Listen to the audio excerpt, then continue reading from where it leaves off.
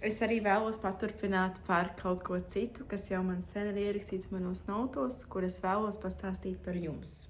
Pastāstīt jums.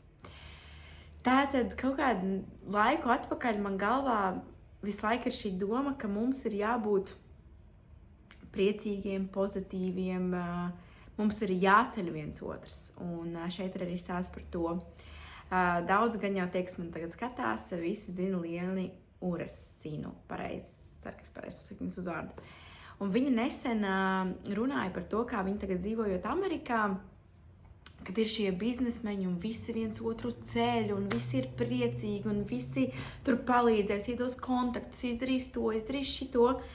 Un man uzreiz atnāca galvā kaut kas, kas bija pirms, es negribu samalot pirms cik laika, kādiem 2 gadiem. 2 gadiem, jā, Izabela bija maziņa, un es skatījos šo video TikTokā, kur jauns brands, latviešu brands, nomelno Kalējas Silks. Un šī meitene, Kalējas Silks īpašniece Sabīne, es viņai sekoju jau kādu laiku Instagramā, man ir viņas produkti, es viņas lietoju, man patīk spilvendrānas, dāvinājusi māsai visu kaut ko, un man ļoti patīk, kā Sabīne strādā, kā viņa veidot šo savu mārketingu un kā viņa cīnās, kā viņa dara. Un šis cilvēks tu skaties un tu redzi, ka tur ir daudz mīlestības iekšā, daudz prieka, daudz patiesības iekšā.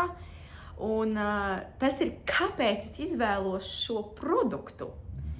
Un tad bija šis jaunais brands, kuri arī tagad vēlās pārdot tādas pašas lietas kā Sabīne, kā Kalējas Silks, un viņi nomelno šo Sabīni. Un man pilnīgi pretīgi palika pret šo jauno brandu, kur ir tik forši un tik labi, un redz Sabīne tur kaut ko darot un vispārējo. Un man negribās pirkt no šī brenda. Man negribās, un es vēl arī aizdomājos, ir pagājuši cik 2 gadi, es pat viņas nekur neesmu redzējusi. Un šeit ir arī stāsts par to, ka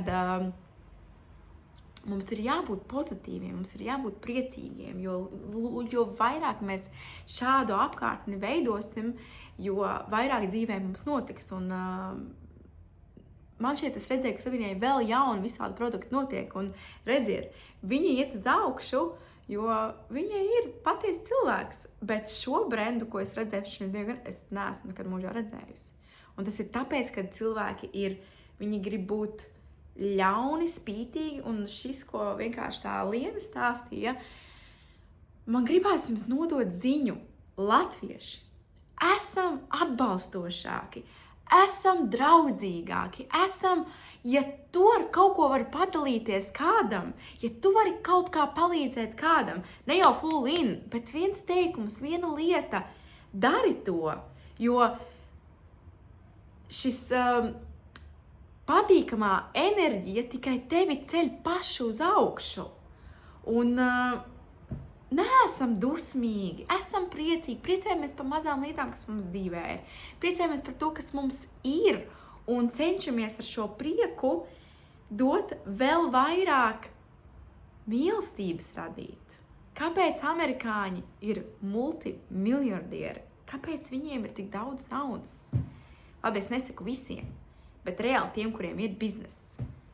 Tāpēc, kad viņi iet, dara, runā, strādā, viņi attīsta sevi visu laiku, attīsta.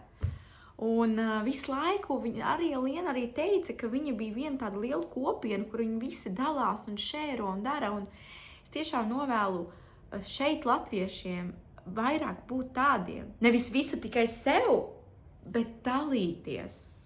Bet dalīties un runāt un nebūt dusmīgiem.